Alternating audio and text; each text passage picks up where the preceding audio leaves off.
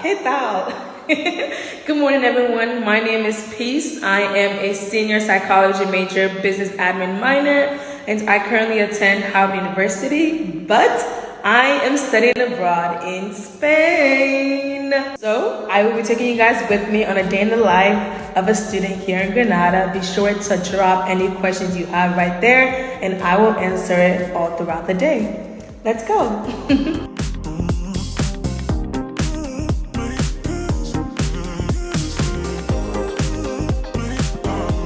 ¿Quieres hablar? Hola, a mi página de Instagram de mi programa. Sí. Hola. ¿Qué tal? Bien, ¿y tú? Me también.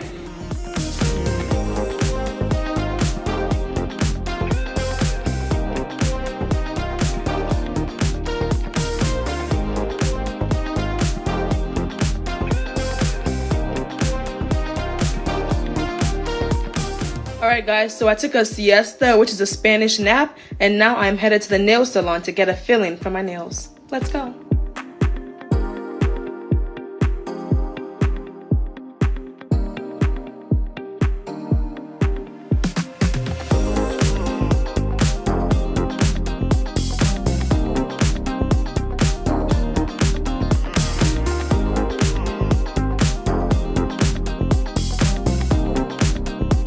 Alright, so making friends, it's easy, but it's hard at the same time. It's easy because everyone here is open and flexible. Everyone here wants to make friends because they're thousands of miles away from their family and friends back home. But I feel like those are more acquaintances than friends. For you to make true friends, you actually have to hang out with them outside of your program, outside of your classes. And for me, it's kind of hard because most of my weekends I'm out of the country, so I really can't foster these relationships because I'm not here for it, you know. So I'm trying to make as much friendships as I can while I'm here during the week. So I'm in a homestay, and I'm gonna tell you guys the reason why I chose this over all the other options. With a homestay, you stay with the traditional Spanish family, and that can be either parents with their kids or an older woman that has older kids that doesn't live in the house. And for me, I have the older woman that's with kids that don't live with her anymore. And I love a homestay because she makes me food 3 times a day, 7 days a week.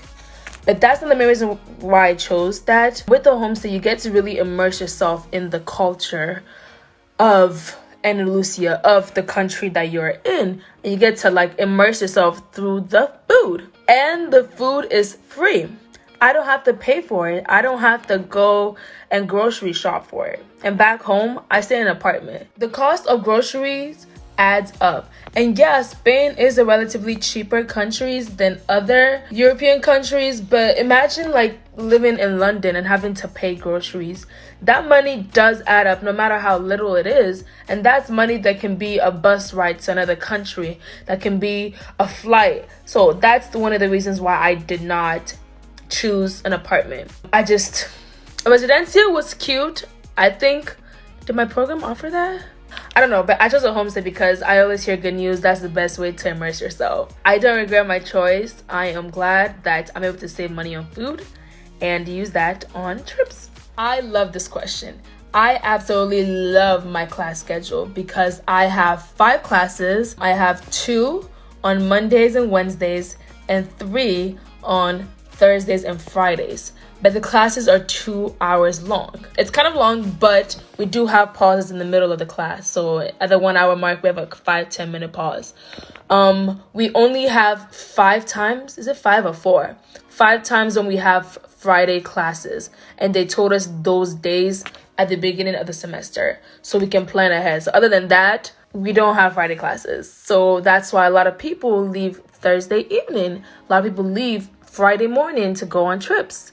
So it's phenomenal, and they're understanding. Oh, y'all, my favorite part about my program. In my program, you only have to attend 80% of the class to pass. So what does that mean? That means you can miss 4 classes, right? 4 classes. So for example, in my Spanish Civ class, I can miss 4 classes of that.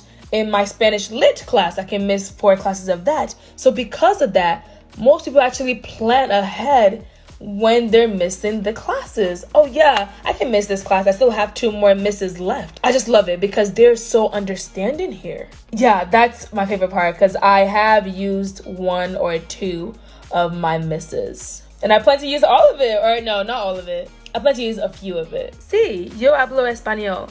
Yes, I speak Spanish. So I took Spanish for 4 years, but it's been 6 years since I've taken it.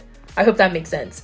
It is required to do this specific program. You have to take Spanish speaking as well as Spanish grammar. However, there are different levels based on your expertise. I'm more of an intermediate level, but there are levels literally just for beginners that if you don't know the language, they will literally teach you the basics. I love this language, hence why I chose Spain.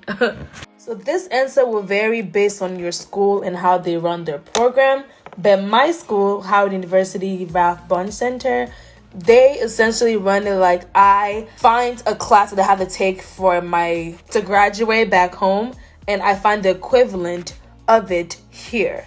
And that's why I chose this specific location, because the classes matched better. But yeah, so for example, I have this humanities class. There you go. Divisional A is what we call it. But humanities class, Spanish lit. And it just translates perfectly to Spanish lit right here. So it just kind of makes sense. I realized that I did not show you guys my nails. So here they are. It's cute. I like it. And it's the same on the other side too. So yes and no, I was homesick. Of course I miss my friends and families. Like, everyone is 4,000 miles away. Yes, I miss them. But at the same time, I know that I really, really want to do this. And yes, I'm uncomfortable here sometimes because I'm not with my friends. But like, nothing grows in your comfort zone. So being homesick means that you love your friends and family back home, but you're experiencing a once in a lifetime experience. And I would not change it for anything. 3 months of uncomfortableness, of homesickness for a lifetime of memories, it's an easy choice. So I knew for sure I had to choose Spain because I've always wanted to immerse myself in the culture ever since I started learning the language. Why did I choose Granada? That's a little question because I'm not gonna lie, I was gonna be like most people and I was gonna choose Barcelona or Madrid. When I was applying, those 2 cities were full. And I'm like, well, everything happens for a reason. So I'm like, oh, but Granada is open. And I've always heard such amazing things about Andalusia, the southern region of Spain. Plus, one of my Spanish teachers from high school, he actually studied abroad in Granada and he showed us pictures. And he loved his experience. So I knew that, okay, I know a little something about Granada. Let me see what's up. And I love it. It's a small town city, but it's home. I love experiencing another culture. I love being a little bit uncomfortable. I love learning about somewhere that I don't know about. I love Europe. I love not staying in my small hometown. I love learning about different cultures, different foods, about different ways of life. Like, I want to expand my life and my horizons, and literally studying abroad is the best way to do so. And that's what I'm doing. Like, up until 2 weeks ago, it was average 85 degrees. Now it's raining. Now it's actually kind of sort of feeling like fall. Now I actually have to use my coat and my scarf. So now it's average 60 degrees. Yeah, it does not feel like fall here. I was low-key waiting for the cold weather to start, but when it wasn't going to, I kind of got used to it. So now I'm used to it, but it wants to start raining and stuff. It doesn't make sense, but yeah.